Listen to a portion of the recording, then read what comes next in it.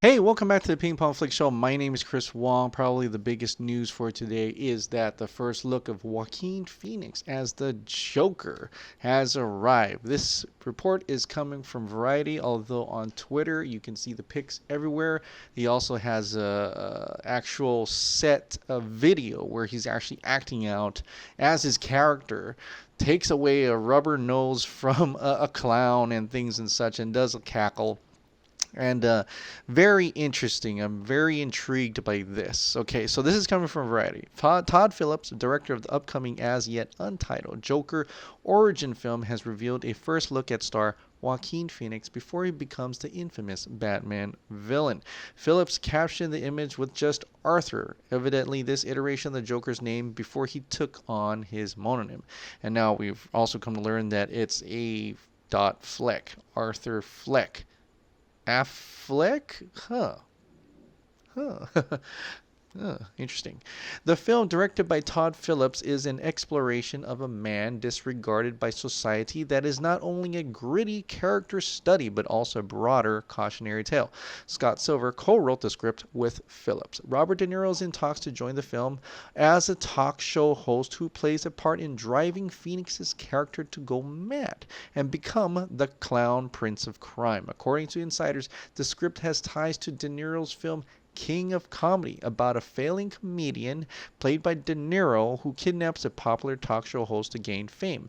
In this case, the roles would be reversed, with De Niro playing the smug host. Zazie Beetz and Mark Maron are also starring. Warner Brothers has stressed that the Phoenix Joker pick will have no effect on its DC Universe, in which Jared Leto plays the Joker, most recently in Suicide Squad. Warner Brothers is also developing a standalone Joker film that will operate within the DCEU and star Leto. The Phoenix movie is scheduled to hit theaters October 4th, 2019. That's the image of him. Very, normal looking. He's kind of, yeah, it seems like there's a problem to him. And when you actually see the video, which I don't think I can play here at all, but when you see the video, you can kind of see a little bit of that Joker. Some people are saying it's a little bit like The Killing Joke, possibly doing something a little bit of that. And that's kind of cool. That's kind of cool to see that happening in the movieverse. Of course, it's not the DCEU. So don't expect to see this term of the Joker taking out Jared Leto's Joker anytime soon. But it is interesting that it is a movie that's going to be in theaters. You don't see Marvel doing that. You don't see Marvel doing another interpretation of or another part of their universe out there. What does that mean? Does that mean, do they know what they're doing with this universe? Is there really some kind of plan here that Walter Hamada has for the DCEU from here on out? Or are they just got a whole bunch of ideas and let's just do it? We know this one connects here, this one connects here, this one doesn't really connect here. Or do they not connect at all? Who knows in terms of the long term, even though DCEU is still going on apparently. We've got Aquaman coming out, we've got Shazam coming out, we have Wonder Woman 1984 coming out, and it's also being reported that the Batman script, the first draft, has been turned in. Daly and Goldstein are still on The Flash. Suicide Squad 2 also script has been turned in. That is supposedly what the writer has said, that it's going to be a gritty movie. We're also going to go deeper into the characters of Suicide Squad, and that is essentially something I thought the first Suicide Squad was going to do until possibly the studio had changed it all up to make it a little bit more fun. So it's interesting that they're going to go back that way. Is that because we're going towards that again, or are they trying to be less Marvel formula? Is that what's going on here? Who knows? DC Entertainment goes through another. They're calling. Okay, this is coming from Sci-Fi Wire. They're calling it a shakeup. I don't think it's a shakeup at all. It's just another hire, another upgrade, if you will. Warner Brothers DC Extended Universe will be experiencing yet another shakeup at the studio. I don't think so at all. As DC Entertainment falls under leadership of Pam Lifford, the company's chairman and CEO Kevin Tsujihara announced this week via press release, Lifford, formerly president of Warner Brothers Consumer Products, was promoted to president Warner Brothers Global Brands and Experiences, with responsibility for Warner Brothers Consumer Products DC themed entertainment and a new global franchise team. Shortened to WGBE, the purpose of the new division is to become closer to the consumers, heightening engagement, experiences, and long-term connection to the comic book characters owned by Warner Brothers DC's two publishers, Jim Lee and Dan DiDio, will still run the day-to-day operations of the multimedia company, but now report to Lifford. With competition for consumers' attention more intense than ever and brand awareness and loyalty more important than ever, this is a great way to help focus on creating opportunities for fans to meaningfully interact with our brands and franchises at a level beyond the screen, says Sujihara. Pam has deep experience across consumer products and building emotional connections with fans, and in the 2 years she's been at Warner Brothers, has proven herself and her vision. I'm excited to have her bring that vision to the new business. Now, this is more about fan engagement exercises, right? They're going to coordinate with all the different sister companies, Turner, AT&T, HBO. They're trying to ensure that every touch point for cross-divisional, cross-company collaboration is maximized. What does that mean? That means it's everything. It's not just DCEU. It extends beyond that. They're trying to get that loyalty, to get this fan base to interact with Warner Bros., to get all these different aspects of the DC entertainment marketed all to the different publics, to get everybody wanting to see more DC stuff. That's why we got DC Universe and the streaming service. That's why we got video games. That's why we got apps. This is for everything. It does not mean it's just about the DCEU. DCEU is just a little branch of this entire tree. And this is, in a way, looking at the big picture. So that's what that really is. It's not a shakeup at all. This is just trying to market. This is just them trying to market it better than before. They're trying to get it out there globally, not just nationally, globally, internationally, everything out there in all types of mediums, all types of media. And now with their AT&T partnership or being bought out and things like that, there's more access to different types of technology, access to different types of media in order to market this entire tree that is called DC Entertainment, which includes a branch that is DCEU. So they're looking to work all together in this type of form. This could actually be a good thing for a lot of things. For in a way, this could be essentially something for everyone. You know what I mean? Like they're trying to market to everybody, all types of ages and things like that. There's going to be a little bit for everyone. We're already seeing that. The Joker's got a gritty crime drama thing that's not part of DCEU, but they're marketing that. We've got a grittier Suicide Squad 2 coming up. That's supposedly part of the DCEU as well. I'm pretty sure.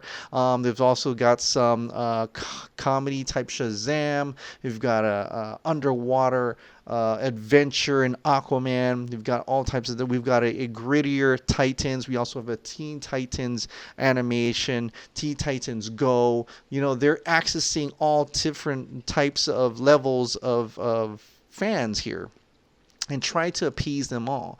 A lot of companies that do that can actually not be good, because that means they're just everywhere and not trying to get what their bread and butter, not trying to be focused on anything. They're just trying to do everything at once.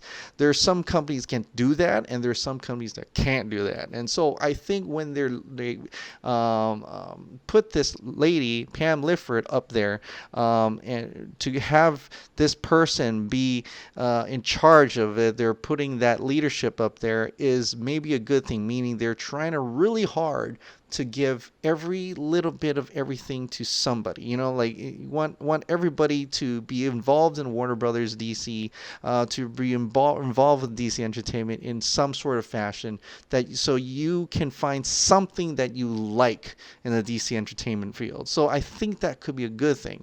A lot of people are asking me, what could this mean for the Snyder Cut? So like I said, this is just a branch. This is a tree. They're thinking about the whole tree. We're thinking in terms, when we're saying Snyder Cut, we're thinking about a little branch, or even a little section of a branch, of the DCEU. What are they going to do for that? Well, if we not necessarily put a tinfoil hat on, but maybe we could think about in terms of what a large company like this, who wants to be able to let everybody get involved, including the people who love the Snyderverse. What would they want to do with the fans of the Snyderverse? And are they aware we're here? I hope they are. Screen Rant put an article out, and this may trigger a lot of people, but this is what he says. The Screen Rant article says, removing the Snyder movies from canon solves the DCEU's problems. Now, before you get triggered and everything about that, I advise you to even read it a little bit. He could be kind of, it does sound like he's trying to take the Snyderverse out, but when you really read the whole thing, it essentially, the author is trying to make you understand that in the long run, the Snyder universe did not appease to the general audience, but there are a whole bunch of us that are still fans of that, and that there should be something for us. And what he puts in his regards is just his opinion of what they should do, and be able to connect to the Snyderverse for the Snyderverse fans, so everybody gets a little chunk of love. So he essentially puts this out, and I talked about this before, how the Snyder Cut could be like an alternative timeline, an Elseworlds movie, and introduce the multiverse.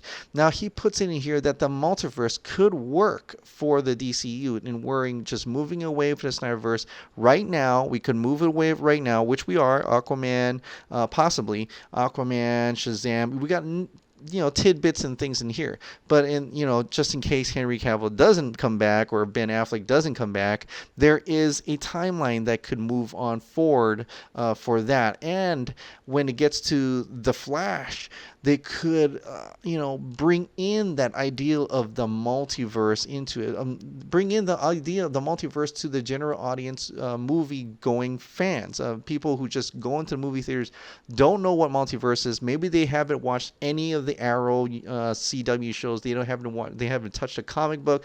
They don't know what it means to be a multiverse in DC. And when they see that for the first time in Flash, then we can have a little segment, maybe in the DC Universe streaming, or a little segment on the side that says, okay, well, this Snyderverse, after we've pretty much had everybody, the general audience, kind of invested into the DC entertainment, invested into the DCEU, and they're like, we're ready to see this other version. We're ready because we like this one, but we're ready to see what the Snyder fans are talking about, and maybe we'll get that Snyder universe on this little branch here, and maybe that's where the Snyder Cut comes in. I'm not saying it's going to take that long, but I'm just reading the Screen Rant article, and I'm trying to picture, if this is the case, I'm trying to picture how that would fit in to what DC Entertainment wants to do in terms of global branding, in terms of loyalty, and trying to get more fans, and trying to get everyone, singing Kumbaya, get everyone to come to there, that you can come in here, you can watch a DC movie, and you can either you can choose what you want to watch. You can say, this is the universe I want to go with, but if I don't like that, I could go with this universe. I could wait for the next Joker movie and more that type of universe. There's a little different options. And so I'm saying that with this idea of the multiverse, it gives DC the flexibility to actually make that, as they're doing now. There's 2 Jokers. So there's some flexibility there that could be accomplished by introducing the multiverse, like this article says in the Screen Rant, in the Flash. And it could just be a really simple explanation of how multiverse works. You see multiple Flashes, you see multiple Wonder Womans, you see multiple Supermans. Maybe if by then Harry Cavill doesn't come back, but he wants to be in the other one, there's room for contracts for multiple Supermans, something like that. Who knows? But I think that'd be fantastic. I think that'd be great. We can be more flexible in our universes. We could tell different stories, like the DC animations. We've got different stories. They're not necessarily connected together, but we can all enjoy them. We can all have something of our own. We could have the Christopher Reeve type Superman in this one, and we could have the other, Henry Cavill type Superman in this one, and we could have, I don't know what other Supermans there are, but we could have all that in different parts of saying the universe. That sounds costly, but if they're willing to go there and using DC Universe and the CW have their own Superman, if they're willing to do that in certain aspects, and with this big merger, maybe they have a little bit more budget, more funding, they can tackle that. That'll be totally different from what Marvel is doing linearly, and it'd be totally something new. Like we will be expecting, we won't, well, in terms the general audience wouldn't be expecting like another linear Marvel movie. They'd be like, oh, what is DC gonna put out now? That's interesting. Well, what is DC gonna put out now? It's very it's exciting and surprising at the same time. That's my take on it. What could and possibly happen. I don't have any sources for this matter. I'm just thinking about this Screen Rant article, and I'm agreeing and just pulling in this DC entertainment about this person, Pam, who's coming in, and how they want to be more brand friendly, if you will, to everyone.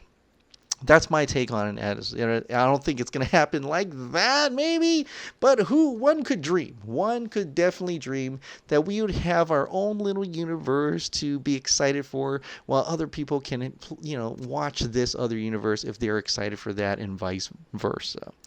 Anyway, that is it for this weekend. I'm really excited and curious what's going to happen this week. Seems to have news pop up here and there. Hopefully, Zack Snyder shares some more tidbits or info or anything else. More leaks would be great. Until then, thank you so much for subscribing. Thank you so much for watching. Until next time.